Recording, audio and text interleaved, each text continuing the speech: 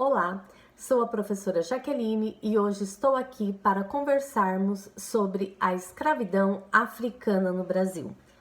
Um assunto que data de 1535, quando o ciclo do pau-brasil entrou em declínio e começa a sociedade açucareira.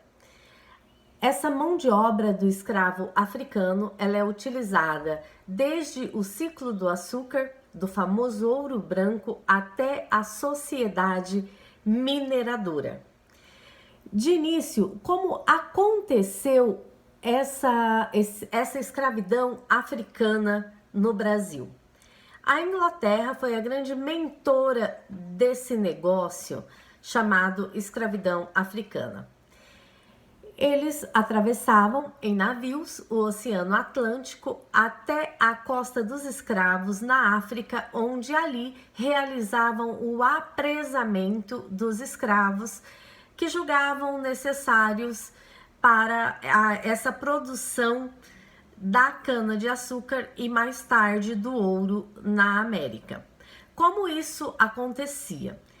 Na forma de barganha. Ao chegarem à Costa dos Escravos, conversavam com tribos rivais, ofereciam objetos que eram do interesse dessas tribos rivais, desde uísque, a porcelanas, joias, tecidos, entre outras quinquilharias, e essas pessoas saíam munidas de tarrafas um tanto reforçadas, onde jogavam sob o rival e os traziam arrastados para dentro do navio.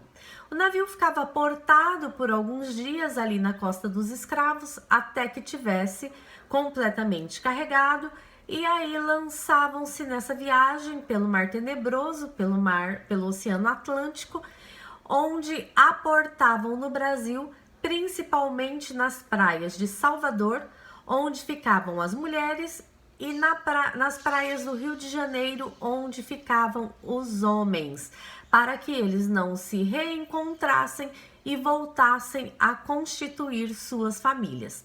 Ressaltando que nessas viagens, às vezes vinham até reis e rainhas de grandes impérios africanos da antiguidade. Ao chegarem no Brasil, eles eram expostos em feiras e nessas feiras eles eram comercializados. Há estudos de que um bom escravo, jovem, em boas condições físicas, com todos os dentes, se fosse fazer uma conversão para a moeda atual, custariam entre 15 a 25 mil reais. Claro que isso é absurdo, porque vida humana não tem preço. Os escravos africanos, eles resistiram, sofriam de uma doença chamada banzo, que hoje poderíamos dizer que seria depressão, mas eles resistiram e trabalharam, guardando forte as suas tradições, como por exemplo a capoeira, se reinventando através de pratos culinários como a feijoada, e por mais de 300 anos viveram dessa forma.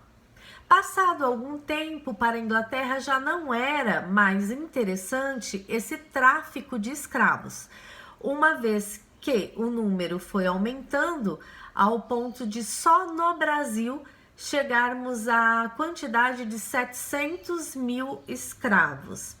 Então a Inglaterra pensava que, se essas pessoas deixassem de ser escravas e passassem a ser assalariadas, elas teriam como consumir os produtos que a Inglaterra tinha para oferecer, o que poderia garantir mais lucro para a Inglaterra do que a escravidão em si. Então a Inglaterra começa a impor leis para que a América toda seguisse, inclusive o Brasil. A primeira dessas leis é a Lei Eusébio de Queiroz, de 1850, onde se proíbe o tráfico desses navios negreiros ou tumbeiros pelo Oceano Atlântico. Havia sim a atividade ilegal de um ou outro navio, mas já era totalmente proibida. Na sequência dessa lei, vem a Lei do Ventre Livre de 1871, onde os filhos de pai e mãe escravos nascem livres, ou seja, as crianças já não seriam mais escravas, o que é um tanto dúbio ou até absurdo, porque como uma criança nascida de uma mãe e de um pai escravo, ela não seria escrava nessa sociedade colonial escravista que se montou no Brasil. Mais adiante se cria a Lei do Sexagenário, ou ainda a Lei Saraiva-Cotegipe, que de acordo com essa lei, o escravo com mais de 60 anos, ele era perdoado da escravidão e ele já não seria mais escravo. O que também é absurdo, uma vez que pouquíssimos escravos, devido às péssimas condições de vida e de trabalho forçado que eles exerciam aqui na América e no Brasil, chegavam a essa idade. Até que, por pressões maiores da Inglaterra, a princesa Isabel, em 13 de maio de 1888, aproveitando-se da ausência do pai dela, Dom Pedro II, que estava em tratamento médico em Lisboa, Portugal, ela assina a lei, a famosa Lei Áurea, que aí sim garante a liberdade a pelo menos 700 mil escravos que viviam em solo brasileiro. Aí começa um outro problema, porque o dono desse escravo não aceitou esse escravo enquanto funcionário assalariado, preferiu abrir as portas da sua propriedade e colocar esse escravo na rua, contratando quem para exercer essa mão de obra, esse trabalho que aquele escravo exercia, fosse o trabalho da agricultura, da mineradora, fosse o trabalho doméstico. Contrataram a mão de obra do imigrante europeu que chegava ao Brasil, italianos, alemães, que leva a um certo branqueamento da sociedade brasileira. A esses escravos que foram colocados na rua, restaram-se duas alternativas. Ou eles se organizaram em terras onde não havia ninguém e organizaram ali pequenas propriedades onde sobreviviam da atividade de subsistência de uma agricultura que mal dava para alimentação, sendo que aqui na nossa região nós temos Furnas de Dionísio e também Tia Eva, além da comunidade de São Benedito, que são representatividades dessas comunidades que se formaram ao fim desse processo de escravidão ali com a assinatura da Lei Áurea, tá? Houve resistência durante esse período de mais de 300 anos da escravidão africana no Brasil? Sim, houve. A mais famosa história contada e real é a do Quilombo dos Palmares, na Serra da Barriga, em Alagoas, onde Zumbi dos Palmares teria organizado uma sociedade à parte, onde escravos que conseguiam fugir de seus senhores viviam ali, praticando uma agricultura de subsistência, vivendo de acordo com a cultura africana. Há relatos também de que povos indígenas, principalmente mulheres, se juntavam a esse grupo e esse grupo só crescia. Sendo que Zumbi dos Palmares não foi quem fundou esse quilombo. Aponta-se para o vô dele, que teria sido Ganga Zumba.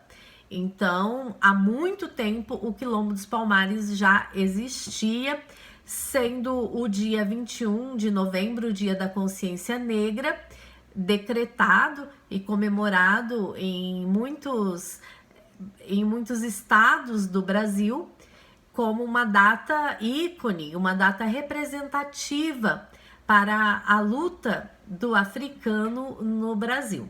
Eu reforço que não existe só o Quilombo dos Palmares, ele foi importante sim, porém há diversos artigos que apontam a existência de inúmeros quilombos da região de Minas até toda a extensão do Brasil, que era onde esses escravos que conseguiam fugirem se escondiam e sobreviviam à sua maneira, sendo que era mais fácil essa fuga para o escravo que vivia das atividades da agricultura de subsistência ou mineradora do que o escravo doméstico.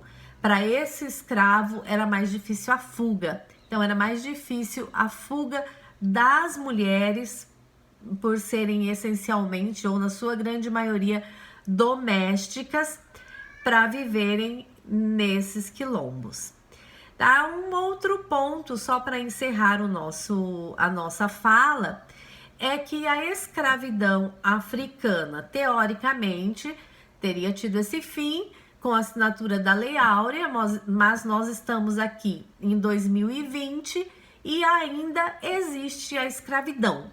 Não a escravidão africana, mas a escravidão de alguns setores, como por exemplo os setores têxteis, onde se explora a mão de obra de costureiras que costuram o dia inteiro em troca de centavos. Geralmente elas vêm de países vizinhos, como Bolívia, Venezuela. Elas são buscadas, retiradas desses países com promessas e garantias de emprego, moradia, e ao chegarem ao Brasil, geralmente na região de São Paulo, vivem em condições insalubres, com os seus documentos confiscados, onde não lhes restam nem o direito de voltarem para o seu país de origem. Tá? Temos também a mão de obra, assim dizendo, escrava na exploração da madeira, o que é bastante prejudicial para as questões ambientais e ainda também na construção civil. Ao encerrar essa fala, eu gostaria que todos nós brasileiros que nascemos no Brasil, independente da nossa cor de pele, do nosso cabelo, se é liso, se é preto, se é encaracolado, do formato dos olhos, da cor desses olhos, que nós nos reconheçamos enquanto um povo miscigenado, um povo que tem um pé na senzala, um pé na oca e um dedo mindinho na Europa, sendo ainda que o vilão da história do Brasil é o europeu. Até mais, até breve, volto com novas conversas.